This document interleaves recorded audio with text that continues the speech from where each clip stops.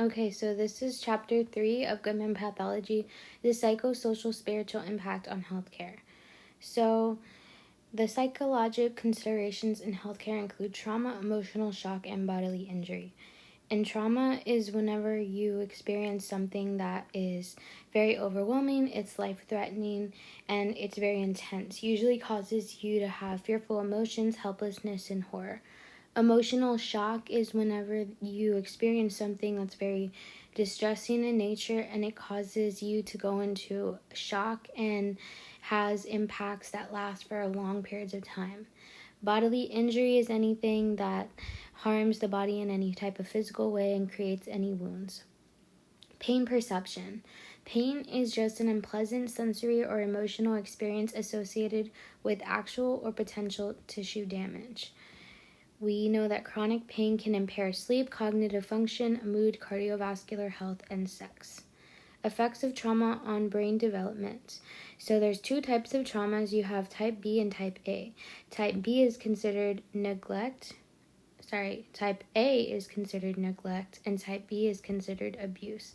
So for type A, neglect is the absence of positive support for psychological health and well-being, such as nurturing by and healthy bonding with parents. So you're not getting the support that you need, you're being neglected, and you don't get a lot of the experiences to build those healthy relationships with somebody who's supposed to be a very dominant figure in your life as a young kid. Then type B is considered abuse. And that's when you experience a lot of negative events or a lot of negative emotions that took place during childhood or adulthood that are lasting with you for a long period of time. The phases of healing include recognizing the need for healing, recognizing options for improvement, weighing the costs and benefits, healing challenges, healing victories, moving deeper into health and system integration, and final phase of healing. Spiritual perceptions on health. So you have three different things: sense of control, acceptance, and strength and endurance. Sense of control is when you put faith and trust into your specific choices and you feel that you are in control of them. Acceptance is when you accept the stresses that are in your life and you're able to tolerate them so that you can move towards finding your purpose in life. Strength and endurance is peace beyond understanding, strength beyond yourself. So you're choosing to go forward into the different situations that life is giving you, and you're putting your faith in something that is a higher power other than yourself, and hopefully that's going to motivate you to continue on. Spirituality and stress. So there's a few different definitions. So to start off, eustress is how an individual perceives their overall stress, what they think is stress and how that potentially would impact whatever they're going to do to deal with that stress. Spiritual emptiness is whenever you don't have a higher power that you're relying on and there's nothing other than yourself to support you as you go through that time of stress. Spiritual pain is normal spiritual support not available. So maybe this could be potentially somebody who's in a hospital or somebody who is at home and they don't have that spiritual availability available to them because, they can't drive, they can't get around, and nobody can provide that support to them. Spiritual anxiety is fear of judgment from members of normal spiritual support groups.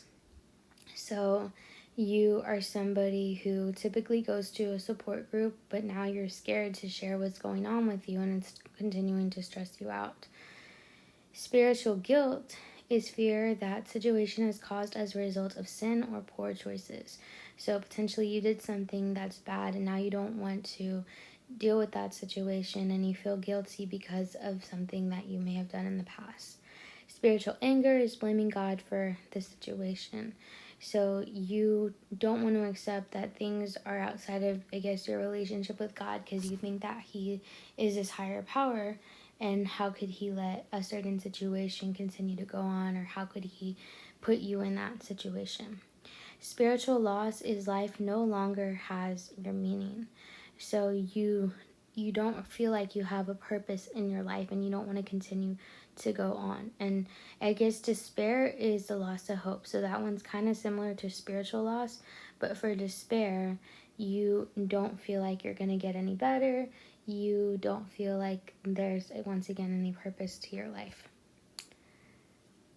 Mental health disorders, so intellectual development disorder, that's an impairment in the general mental abilities. Autism is when somebody can't communicate effectively, so we oftentimes would see this in children. Their social skills aren't that good. They have continued patterns of behavior, interests, or activities. Their attention span's not all there, and they really lack the social skills. Schizophrenia is whenever you experience hallucinations, disorganized speech, delusions, extreme motor behaviors, or flat affect.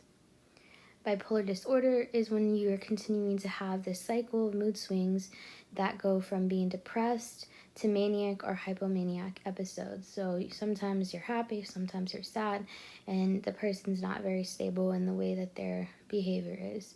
Depressive disorders include major depressive disorder, single episodes, and recurrent episodes. Anxiety is generalized excessive emotional state of fear and apprehension, usually associated with a heightened state of physiologic arousal. So you're very emotional, you're very fearful of your situations, and you become very on edge very easily. Obsessive compulsive disorder, that's when you have obsessions and compulsions. You feel like you have to have things done a very certain way, and whenever you get out of that specific way, it's hard for you to function. PTSD, it can occur as a result of overwhelming personal experience of an actual or threatened death or serious injury, threat to one's physical integrity, or witnessing of an event that involves death, injury, or threat to somebody else. So oftentimes for PTSD, we're going to see that a lot in our veterans who have been through very emotional states. They've seen death, they've seen war, or maybe somebody who has been through an abuse, and these emotions are going to stay with them for a very long time. They're going to be very on edge and not very willing to open up to somebody else because they are experiencing these things over and over for them, and anything can really trigger them. Adjustment disorder is a temporary phenomenon in response to a stressor such as TBI, cerebrovascular accident, change in family system, or known organic conditions such as a pulmonary embolus with the life-threatening status. And malingering is the intentional exaggeration of physical or mental condition for some type of gain, typically financial, as in workers' compensation or following an MBA. So that's wherever you are exaggerating your condition so that way you can gain something, and you may not still have that condition going on. You're just trying to gain something out of it. Food eating disorders. So you have anorexia, bulimia, and binge eating. Anorexia is the refusal to eat. Bulimia is the episodic binge eating followed by purging. And binge eating is eating an unusual amount of food in a discrete period while feeling out of control. So I guess the differences between these. So anorexia, you don't want to eat because you feel like your body is too fat, and a lot of times in all these cases, people have a distorted image of themselves. So anorexia, they think that they're fatter than they are, so that's why they don't want to eat. Bulimia nervosa, they're eating for a long time and they're eating a lot at once, and then they're throwing that up. Binge eating, they're eating a lot of food and they're feeling very out of control. Female athletic triad, so these are things such as energy availability, menstrual function, and bone density. Sleep-wake disorders, learning and memory problems, decreased eye-hand coordination, decreased metabolism and weight gain, and decreased immune system.